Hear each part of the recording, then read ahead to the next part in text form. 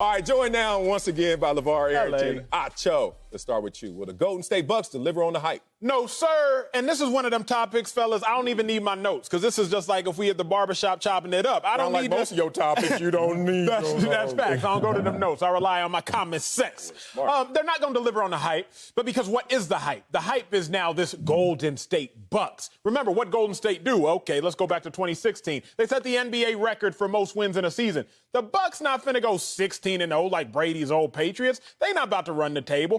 Golden State, we do know, lost in that Super Bowl. Tom Brady's Patriots, we also know, lost in that Super Bowl. Okay, what happened after the Golden State team that they went down there and they lost in the NBA Finals? Well, they won back-to-back chips. Tampa, they likely not going to win back-to-back chips. If I'm taking the field or the Buccaneers, I got to take the field. The hype is too large. The hype hasn't necessarily outweighed the talent, but here's what we're doing, and y'all track with me. We're banking on three things. Number one, a 43-year-old quarterback. We're also banking on number two, a tight end who didn't play football last year. We're also banking on number three, a head coach who hasn't been to the Super Bowl. Oh, let me add a fourth thing. Again, no notes. I'm just coming off top of my head. We're banking on a running back who a team in the Jacksonville Jaguars released and said, you know what? We have no use for you now. One man's trash is another man's treasure. So I'm not going to down Fournette because I think Fournette is a dog. But we're banking on too many ambiguous and uncertain things. For that reason, while the Bucs will make the playoffs and be legit, the hype will outweigh the accomplishments. Wow. You didn't use your notes and said all that? You know what I'm saying, bro. And now I'm looking at my notes, and I shouldn't say any of this because, boy, you smoked my argument. But let me still go out there and earn this paycheck. It is Friday. We get paid every 2 weeks. Today's the day. All right. I'm going to make an argument why they are going to live up to the hype, and this is going to be a simple argument. One, you have a fully loaded roster. And I know a lot of our focus on the offensive side, and we can go through that and bore you again, but Acho just did most of that. Let's talk about the defense. Let's talk about the defense that's emerging. Let's talk about in the last 8 weeks of the season, top 5 in takeaways, 3rd in yards allowed. Talking about a defense that's going to actually support the offense. And let's talk about that offense that was 3rd in points, and then they were 3rd also in yardage. So now they have Fournette, Ronald Jones, and even LaShawn McCoy. They have balance on the offense that was already number 3, and a defense that's emerging to become a top 5 defense potentially this year. And Tom Brady is not just a GOAT. Tom Brady is not just a guy that comes in and is going to be your leader. He's a cultural enforcer. He's a guy who's going to come in and say, this is the right way to do these things. Already working with guys on the team. O.J. Howard talked about how he used to run his routes the wrong way. Tom Brady said, look, stop looking back for the ball. The ball's supposed to meet you, brother. Simple details in which Tom Brady's already helping this offense and helping this entire team's culture and mindset. Will they be the Golden State Warriors? In football terms, they have an opportunity, but we never can make the literal translation from basketball to football. That's where I think you went wrong, Acho. Y'all remember Flavor Flav? Flavor Flav. Don't believe the hype. You can't believe the hype on this one. I'm not going with it.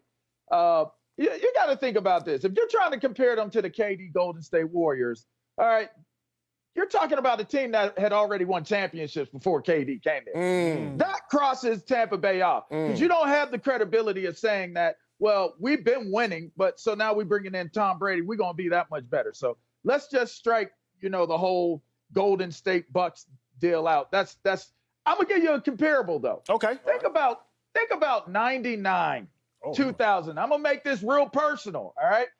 The football team in Washington, they go 10-6 in 99, finish first in the NFC East, winning the wild card, lose to Tampa Bay, ironically enough, and they were riding high. Due to a trade for Ricky Williams, LaVar Arrington, and Chris Samuels comes to Washington, D.C. You add in free agency Deion Sanders, Mark Carrier, Bruce Smith. Hey, look here.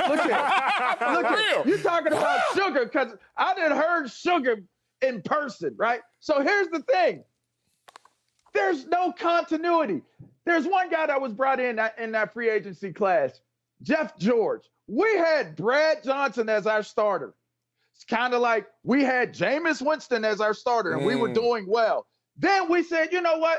We're going to get rid of you, Jameis, and we're going to bring in somebody else. They actually benched Brad Johnson for Jeff George during that 2000 season. You know what our record was?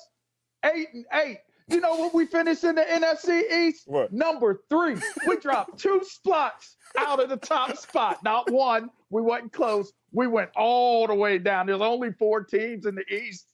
It ain't going to work out. Well, LaVar, y'all built it a lot differently than they're building it. Jeff George, Tom Brady, let's not do that. You were a rookie. Chris Samuel, tremendous players, but rookies. Like, the Tampa Bay Bucs are not going out there and saying we're going to build this house on things that we don't know about. They're building it on actually people that you respect and have reputations for putting in work in the NFL. So but you know what, though? If we going old school and we going old school sports and we talking hoops, what about, what was it, Marcellus, that 03 Lakers team? You had the glove. Oh, don't do it. You had Karl Malone. They were old and dusty. You had Shaq and you had the late Kobe Bryant. Them boys had a squad, 4 future Hall of Famers. Surely they was going to win a chip. Surely they was going to win a chip, Marcellus.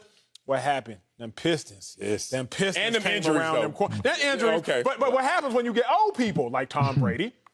Them injuries start to pile up on you now. Quarterbacks I was feeling a little sore this morning. You know, Tom and I were in the same draft, so I'm sure he's feeling a few more aches and pains than me right now. You know what? I am going to ride with the Tampa Bay Buccaneers. I know it's not a literal translation, Golden State dynasty. And be real, Golden State didn't win every year with KD and Steph because of injuries as well. So outside of injuries, I see the situation working out fine just for the Tampa Bay Buccaneers.